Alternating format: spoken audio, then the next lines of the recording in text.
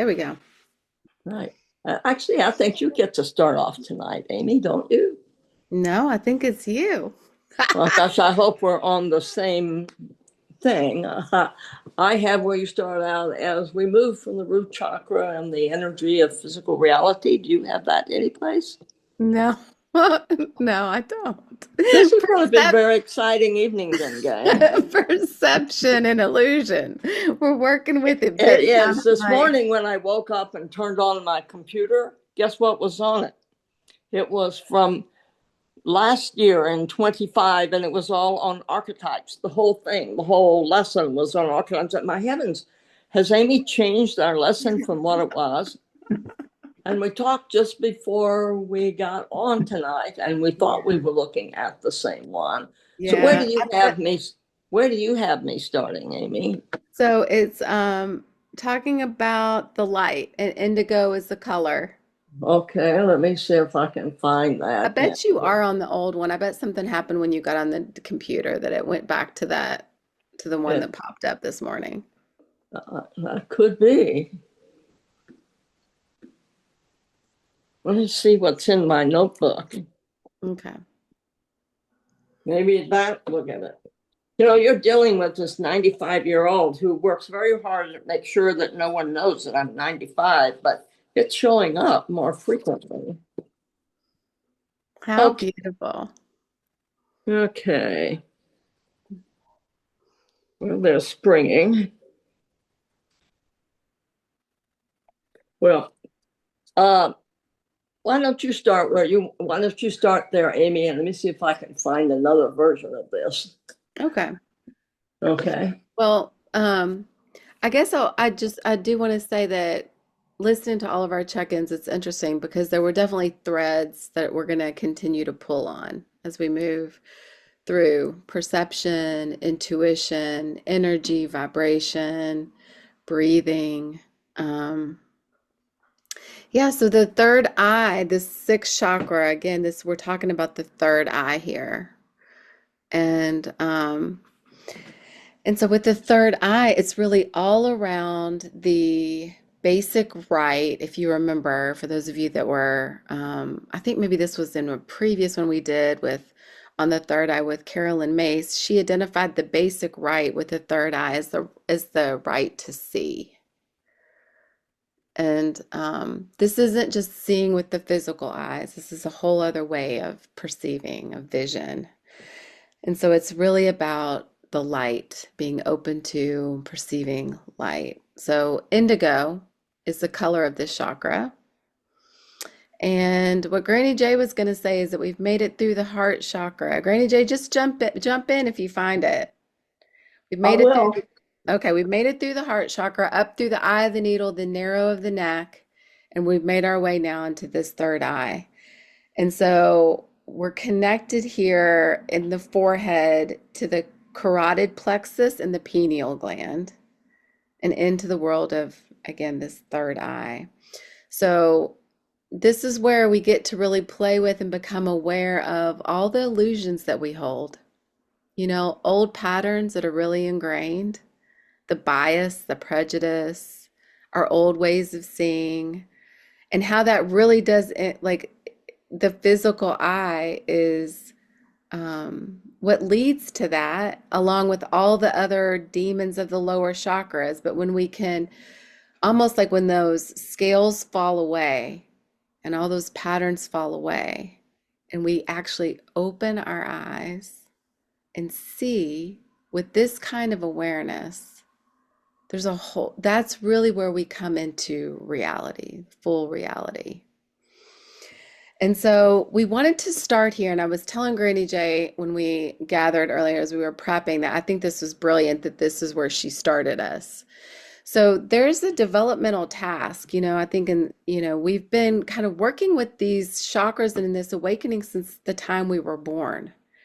And so the developmental task here is where we first begin to see patterns that we take on, or and the conditioning that we take on by like belonging to groups.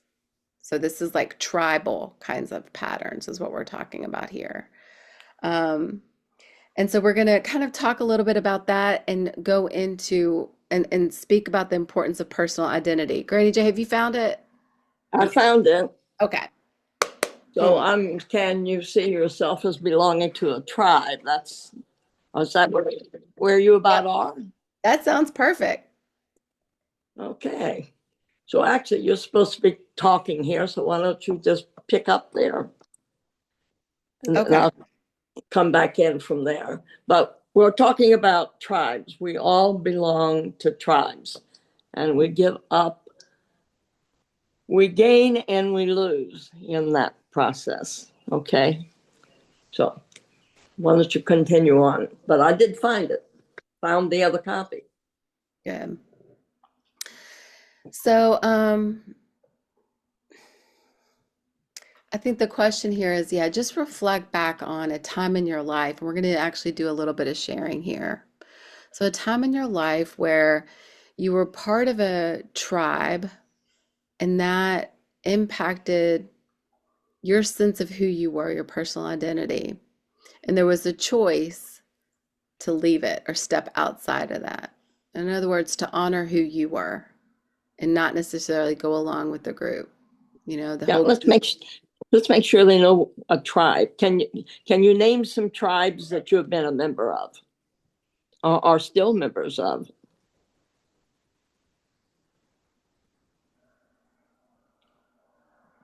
Well, you could consider this a tribe. You know, we are a tribe, church, different Yes, communities, yes. family, your Your your family is intimate a tribe. relationships, You've talked work about stuff. tribes tonight. Most of you were talking about tribes tonight, one way or the other. Mhm. Tammy, you went to visit a tribe you had when you lived in Norway, right? It's a group of people, and you share some common goals and common enjoyments and common perspectives. Your workplace is a tribe. Okay, you got the idea when we're talking about tribes, what we're talking about? Yes. Okay. Good. So I I can want think we of want a tribe that there was a period of time in my life that I hung around with three or four, maybe five or six girlfriends. And what I began to realize is they were controlling what I did, the decisions I made. I was looking for acceptance, perhaps, I'm not sure, until I realized that they were trying to control the relationships, especially a new relationship that I was very interested in. Um, and I realized, wait a second, this isn't about their life. This is about my life and trying to make decisions, which might have meant breaking from that tribal, go along with the group analogy. So mm, I, that was a kind of a tribal for me. Yeah. that's great, Mary. Thank you. Can Yeah. an individual just be a tribe? I mean, like a single relationship? Mhm. Just one and one, Yeah. a pair. Not so much. I think you need three to tangle here. Wow. Mm, You need to have a mm. group, a group of people. I would say maybe three to five. Maybe. What would you think, Amy? It Well, would I need to think, be more than two. maybe in terms of tribe, but I think in terms of what we're talking about here, which is to see patterns where maybe um, you're being influenced and you start to see differently and where you can disconnect so that you're establishing a sense of self is kind of what we're talking about. And so I think in that way, definitely, yeah, relationships play a role in that for Okay. sure. Yeah. That's where I was going Yeah, big time. in a Yeah. 25-year relationship and realized that I wasn't me. Mm, So I left it to become yeah. me. Yeah. Absolutely. I've been there on that one also. Right. Um, right. We took our identity. Um, but have you each said yes? I am. Why don't we just say right now?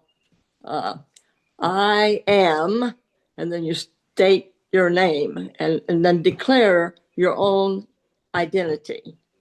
How about doing that? Let's get free. Uh, because tribes are good because they help us grow and help us see different perspectives, but they also are confining. And within your tribes, you need to still maintain your own identity. And that's a challenge. Okay, so why don't we say, I'm going to say I am 1, 2, 3. And when I do that, we're each going to say our name. Ready? I am 1, 2, 3, Jenny. Amy. Hey, all right. We've established our identities. Okay. All right.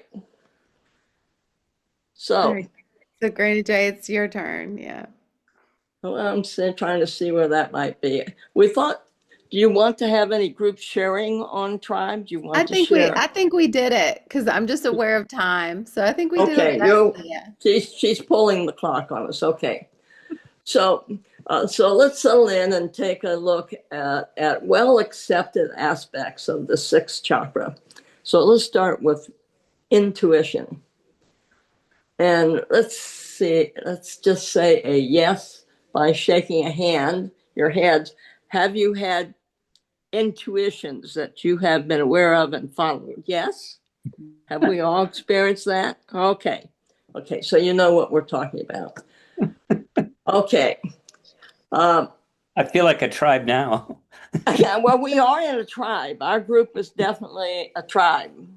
I mean, that's what happens when you form a group. There's a set of common agreements, a set of common interactions that begin to develop, and you become a tribe. It's just easier to get the flow going, okay? So that's us. We're almost pretty much aware, and that we are utilizing intuitions that we're seeking.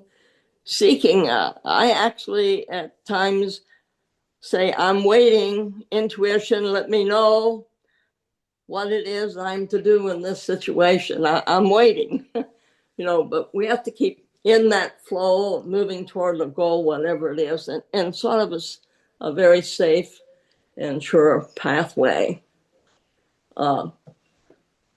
Do we want to do any sharing about any intuitions, Amy, or are we still running short on time? No, I think it's good to, yeah, I'm just curious. Maybe let's hear, does somebody have an experience around? There was some like big head nods. So what is our experience around receiving or living into intuition? It matters to share these things, I think. Get a sense of what we're talking about. A recent thing? Yeah, Daniel. Since November, I have been saying out loud more than a few times, I don't belong here in a number of different situations. Part of it capturing exactly what Granny J just said, which was I was experiencing the constraint of the tribe, of the committee, of a new group, creating rules, and no one's really following the rules, but striving to create, sort of a common thread. And there's times I just found it like, okay, is this really where I want to be? Or how do I want to prioritize my time? And so it's been really interesting to just witness myself doing that. It's coming out of nowhere, but it's coming out of, I think, a pattern that had come to that moment, that had been building energy for me to acknowledge, I'm not sure I belong here. And I haven't resolved in the current moment 2 or 3 of these. They're still hovering. And it's okay. I mean, I'm not like imbalanced, but I'm trying to figure out what I do next. And I'm shedding some things. Yeah. Thanks, Daniel. Is there another strong example that wants to be shared before we move on? Mary said we needed a new grill. And the next one happened is a friend called and said, you want to come over and see our new deck that we've put in? And a new patio that we're working on, and then the next thing happened is we decided, well, maybe we want to do something where the old hot tub used to sit and incorporate that into the deck. And then then Mary gets on her computer. Next thing you know, we have people coming out telling us suggestions and stuff. And we made a full circle and we ended up back deciding, well, yeah, we really didn't want to do that change, but let's go back to the guy that she worked with for 30 years who rehabbed the houses that she was turning into apartments, and so it was just one thing after another. It just flowed like a river. I don't think we ever got into a ripple problem. I don't think we just flowed down the stream and we landed in the pool and it's getting done. It was amazing how it flowed. I consider that all intuition flowing. How would you define intuition, Granny J? And then maybe we'll keep going. Oh, it is being aware that the things that are popping into your head or the calls you're getting, that they're not coming from any action you're doing, but they are coming from the spirit world to you. Remember, this is a listening universe. The minute you start asking the universe something, it's going to start organizing and sending you information. Whether or not you receive it and what you do with it is the thing. But intuition involves all of that. To me, it isn't just suddenly it's a flash. It's an instant flash of something that comes in, and then that follows down the stream, usually. Is that what your gut feeling is? Yeah, your gut feeling. Yeah.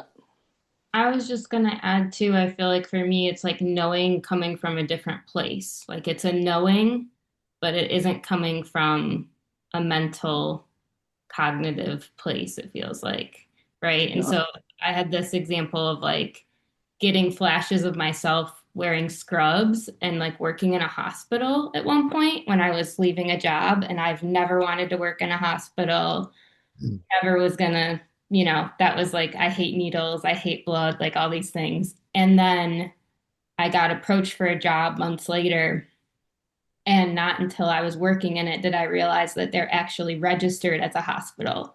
So technically, it was a mental health hospital. I was a counselor, I was a clinician, but I made the connection that I was getting all these flashes of like me in a hospital setting, and just like then started working in a hospital months later. Yeah, that's true. The one sort of thing that floats in that I am always hesitant about, if it floats in and it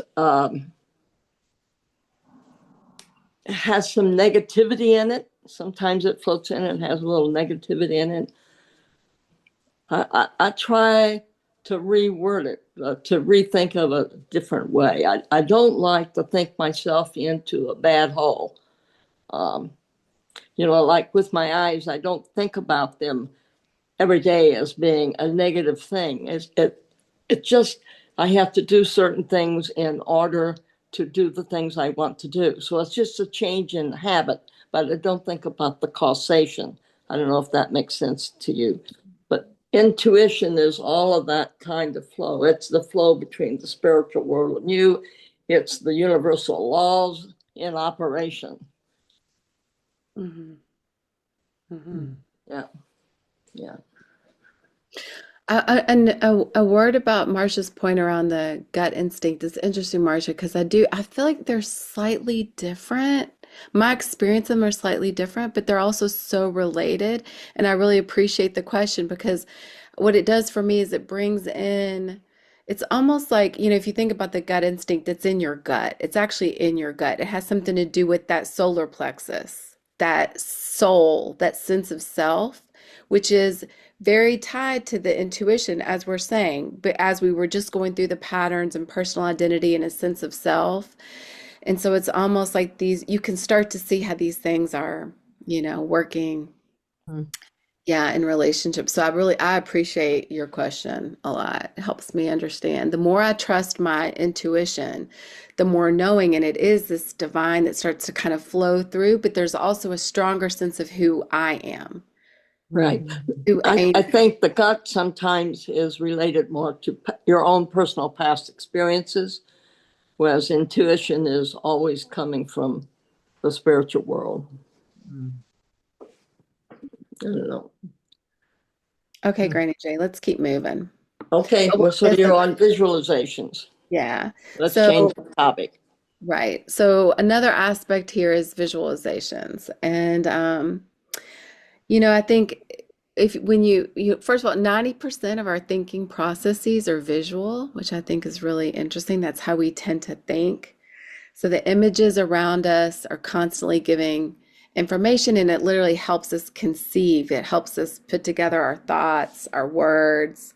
And of course, these come through consciously and unconsciously through dreams. And these images affect everything that we do, and literally how we think, how we relate to the world. These images can distort reality, and they also can open it up. So it's interesting. I was just talking to a friend the other day, and they had been out with their son photographing, and they said it was this incredible experience. They're standing in the exact same place, looking at the exact same thing. They were taking pictures of the exact same thing, and very different perspectives. Yes. Um, Anna Dea Judith says that we should think of the sixth chakra like a stained glass window. And I think this is really beautiful. So you imagine a stained glass window. And so we're generally looking at reality with our physical eyes, again, with these images that we've been collecting throughout our lives. But when we start to work with and awaken this third eye, this like spiritual awareness and intuition, suddenly it's almost like Granny J was explaining spring. It's like all the colors and the dynamic interrelationship of life starts to really open up. And this is where you really start to see much more than just the physical eye can see. You really start to see with like symbols. And so the stained glass window kind of becomes these colors of inner wisdom and spiritual guidance and yeah, intuition and vision. I think that's a really beautiful way to think about it. The the we know that the demon of this chakra is illusion. And so it's how can we work with, again, all this like this bias, these patterns that get in the way of our really opening to the fullness of reality and being able to really see and our light shine through and the light of the universe shine through this stained glass window. That's kind of what we're talking about here. It feels to some extent, Amy, like up until this chakra, we've been adding all these layers of these learnings and these cultures and everything else, and now we're like, let's get rid of that layer and let's It's get rid like of the that layer. Kind of scales, shedding yeah, layers. I feel like I'm shedding. it's Um, shedding. Yep, it's yeah. totally shedding. And so I'm thinking, Daniel, about you, and like you said something, it's almost like this, literally the scale of our eyes. Sh snakes when they shed, their eyes like literally, it's like that. And think about all the, I was sharing with Granny J, I think about this in terms of how blind we can be, and all the scripture around with eyes that can see. And it's not just, we're not talking about physical eyes. We're talking about the ability to perceive. Jen, you kind of shared this in your check-in, but we're talking about this kind of perception, true perception. Yeah. Granny J. Yeah, I think it's sort of like it's sort of like picking up the feelings, the intent of others. Uh, you know, you're not just in the physical world. You're moving into the attributes of the spiritual world, and I think that's what visualization is about. Yeah, you know what? It's reminding me, Leah, when you shared that story of how your mom was like bowing on the, it would be so easy to experience that just with the, not with the like, oh, this is some part of her, whether she's conscious of it or not. Maybe she's just playing, maybe she's joking around, but there was some part of her actually that was really, yeah. And so that this is what we're talking about. You got it. That's it. Yeah. I Yeah. I have a thought on this. Do we have time to share? So Mirabai Starr did this translation of Dark Night of the Soul, and I attended a thing she did online recently, and she gave this teaching of like the dark night of the soul is not what we tend to think of it as, like these time of terrible agony or anxiety or whatever. It's actually that we have like things seemingly have gone dark, but it's only because we've been shot with like so much light that our system like almost doesn't know how to perceive or process it yet. And so it's like creates what seems like this total blackout moment, but really it's like a whiteout. And that it becomes, once it becomes a process to basically integrate that way of seeing. And I just thought that was a really fascinating way to think about it. I think And I it's, can definitely relate to that. Yeah, that is an interesting way to look at it. Very interesting. yeah, it's beautiful. So, at the sixth chakra, I think it's time we sort of take a little look back toward the lower chakras. They have built your awareness, up to this particular moment. Um, and now I think as we're moving into this and as we're looking and experiencing different things, I think we're going to be developing a new vision. And the vision isn't going to be one that's totally dependent upon your your physical eyes. In fact, when you look with the third eye, stop and feel, pick up the emotion, pick up the sensations, see what floats in. Uh, this we know that we know what pattern normally has come before, but now I think we need to be aware and looking for what kind of new pattern. We have to be able to begin to trust our intuition and intuitively take the steps that we feel we need to take in order to get to some goal, maybe that we're working toward, or some new understanding that we are seeking. Um, uh, the new insight, I think, will give us guidance. We can see where we have been. We know where we are now, and we have, I think, a beginning vision of where we're going, because we're moving into, what can I say, trusting spirit more than physicality, trusting where spirit is leading, more than where the tribe might be wanting us to go. It is telling us what to do, and without this seeding, we're going to stay sort of continuing living in the tribe, going in circles. We may get unhappy with this circle and move out to another circle, but we'll still be in the circle. We're not moving in any direction. We're just circling. light is the element that's needed for sight.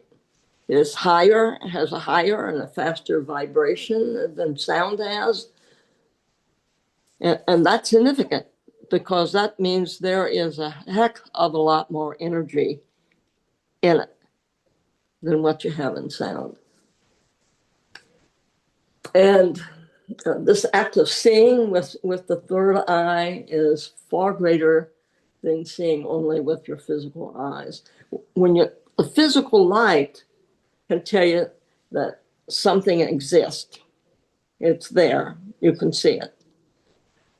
But this mystical third eye is going to tell you what it is, what it really is.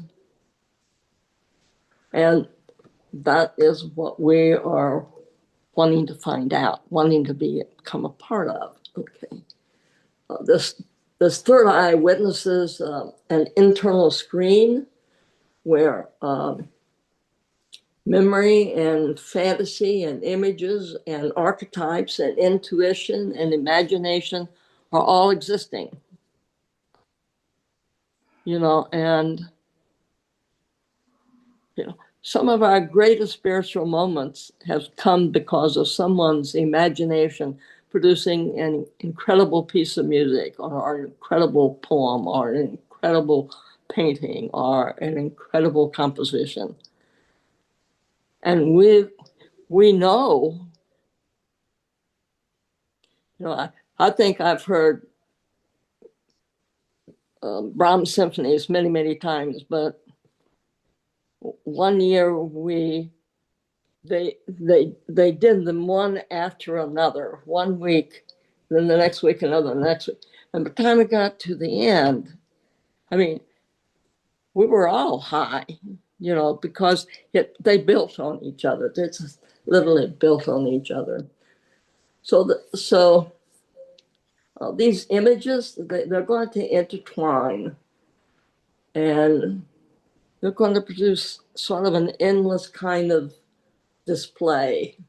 I can't tell you what that's like. You'll have to experience it. And by watching whatever the screen is that is evolving in your mind, we create some very meaningful understandings of what things are about, what your life is about, what's happening in your life, and we bring all of that into consciousness. The third eye's purpose is to see the way and to bring the light of consciousness to all that exists within us and around us. That's its purpose. So it's very powerful, and I think it's going to be a great journey as we keep moving more and more into understanding intuition and visualizations. Amy?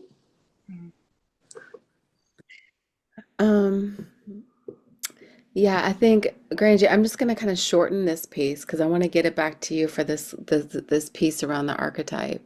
Okay. But I think just building on what Granny J was just sharing. So the third eye, essentially what it's doing is imagine, we're taking in all this information all the time, both in the physical world and in the spiritual world.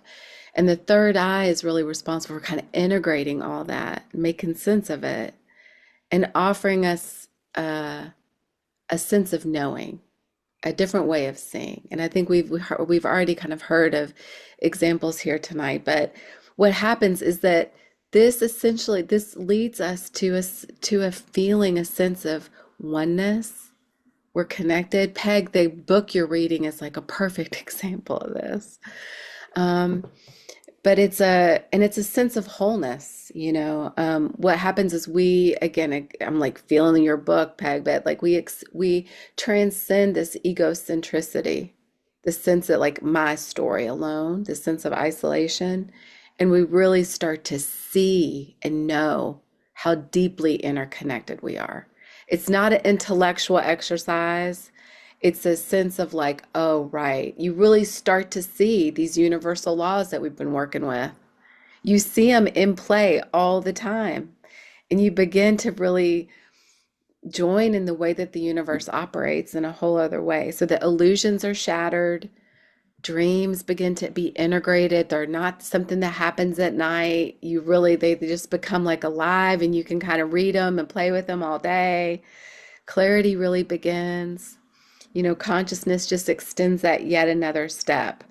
And so, Mary, as you were saying, we're really moving beyond those first five into a whole new spiritual dimension.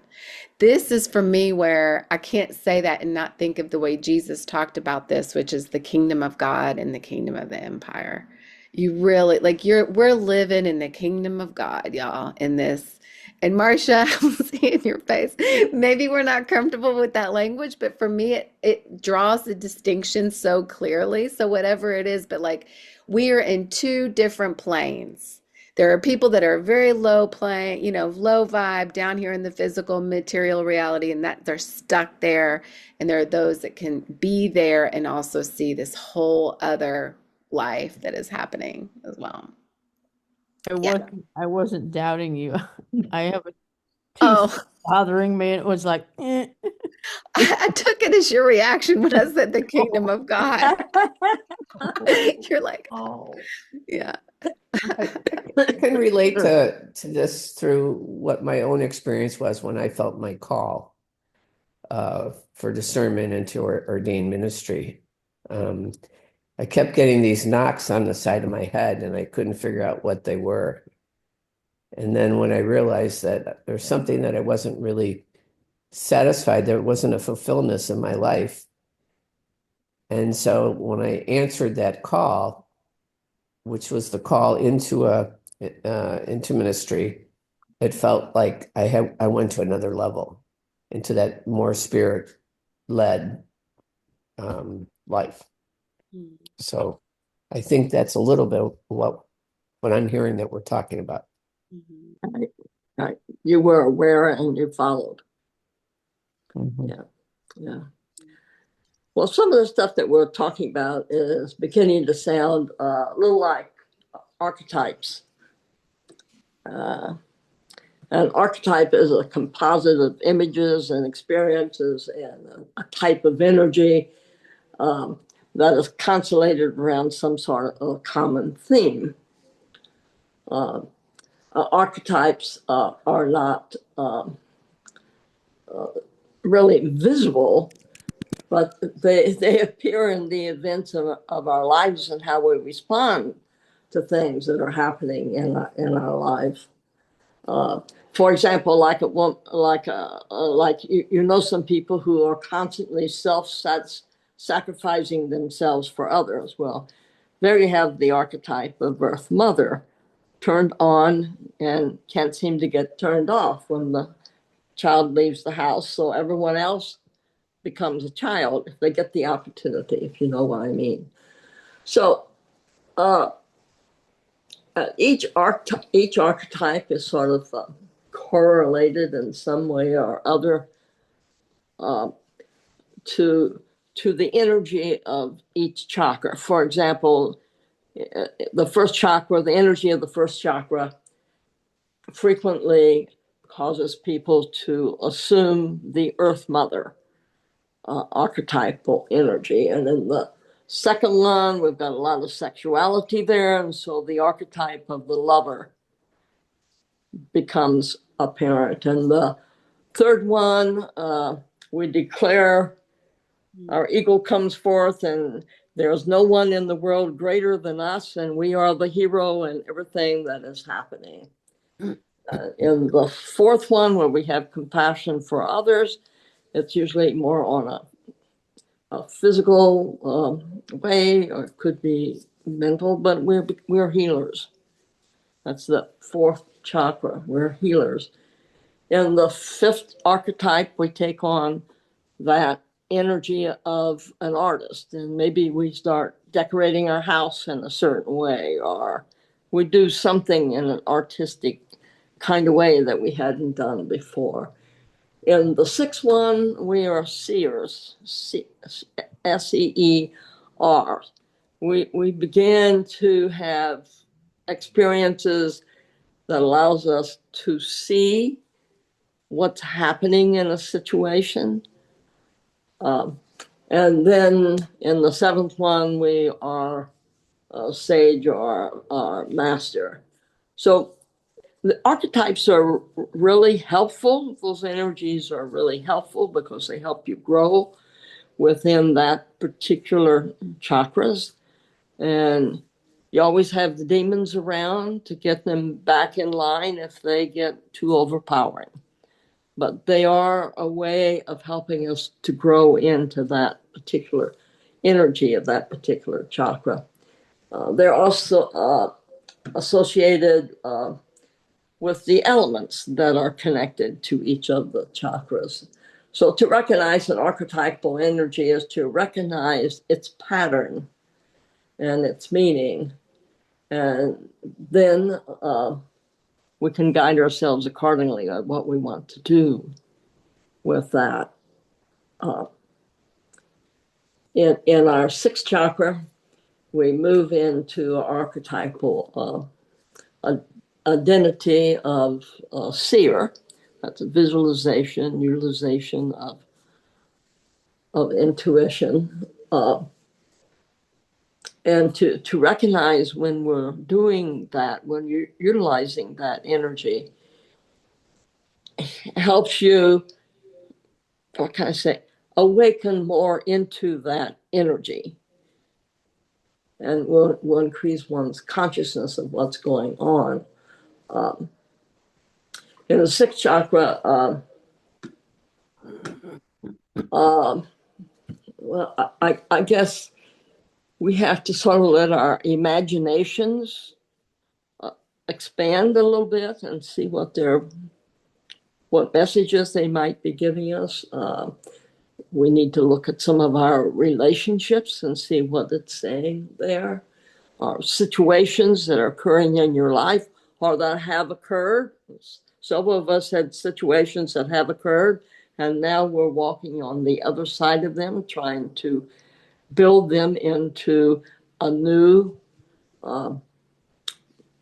spiritual environment for ourselves. So we need to take some time this month to take a look at what our archetypal energies might be.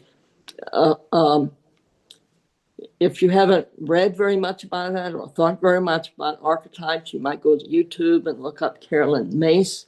She spells her name Nyss, Caroline Myss.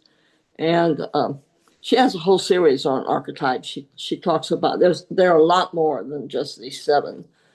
And she talks about them and their function.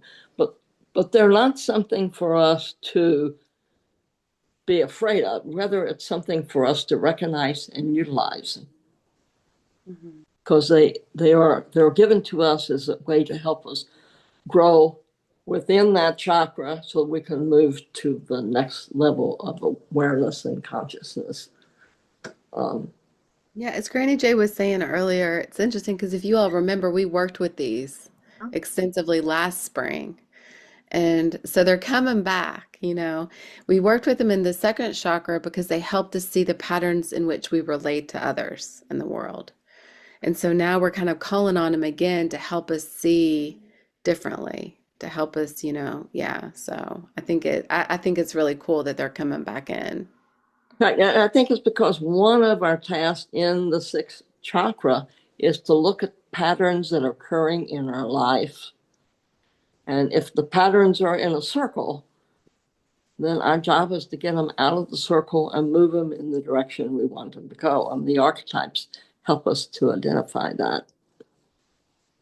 Right.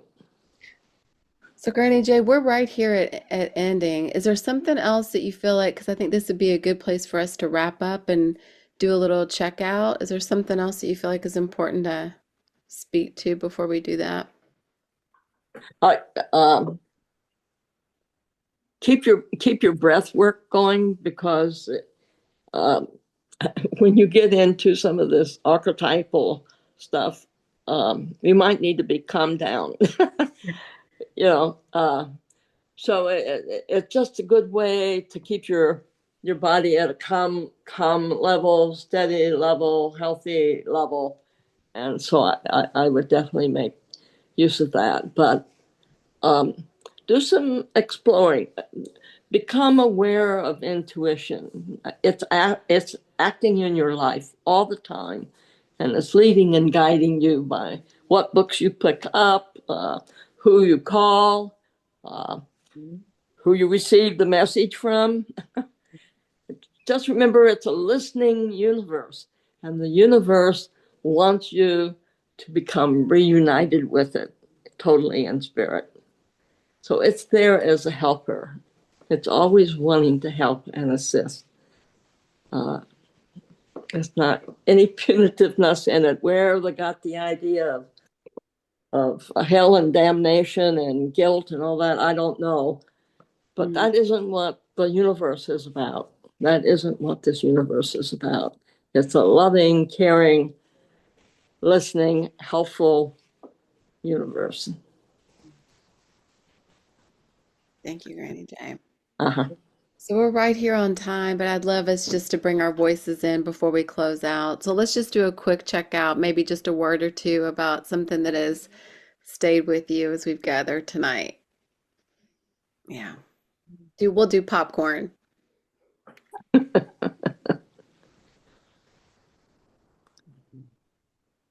Integration. Mhm.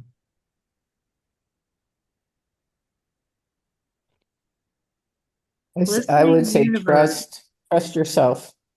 Mm. Mm.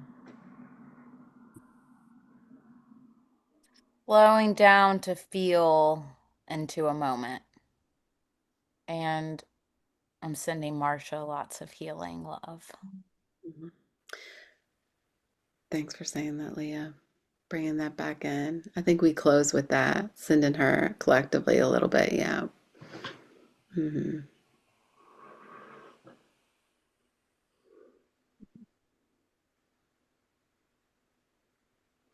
I'm just very aware that like Granny J's screen and the light in her face is so bright and shiny, and here she is guiding us, this 95-year-old woman that she didn't want us to see.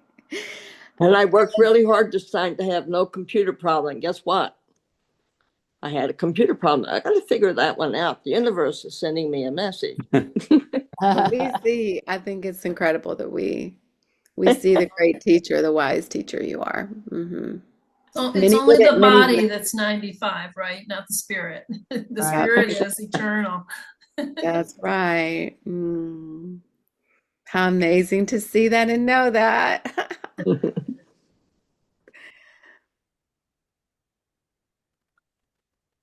It's going to be a great 4 weeks. Mhm. I feel it. Good. Yeah, I might get On some a sleep. on a slightly different topic, Dan, on a slightly different topic, Jimmy and I are going to see someone in this group here at the end of the week to celebrate a huge 0 birthday. And Marcia, maybe at the end of this little class, we can sing a little happy birthday to Marcia too. I think we should. I think now's the time to do it. So I think Okay, let's good. just all turn our attention to Marcia before we sing happy birthday. Let's just yeah, we're gonna send her some Reiki energy, actually. Yeah. So Marcia, just settle in and open your heart, and everybody just make sure you're grounded. A good opportunity to practice our breathing here. We're just gonna open our heart so wide, just flow out warm and healing energy to Marcia. Yeah.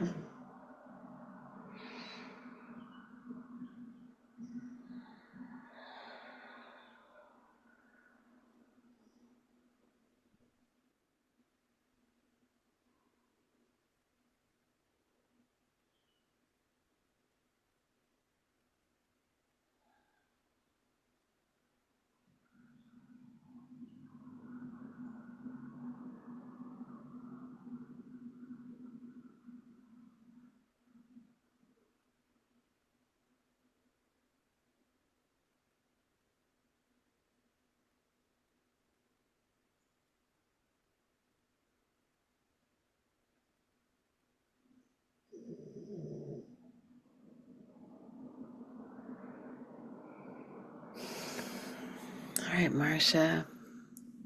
I'm feeling it. Bo. Mm. Bo is my cue. He gave a big, huge sigh of relief. Oh. So, yeah. So let's sing Marcia happy birthday, the big 80. So, yeah, just continue to receive all this love, Marcia. Right. Happy birthday Birthday to To you. Happy Happy Birthday birthday to to you. you. Happy Happy Happy birthday, birthday, dear dear Marcia. Marcia. Woo!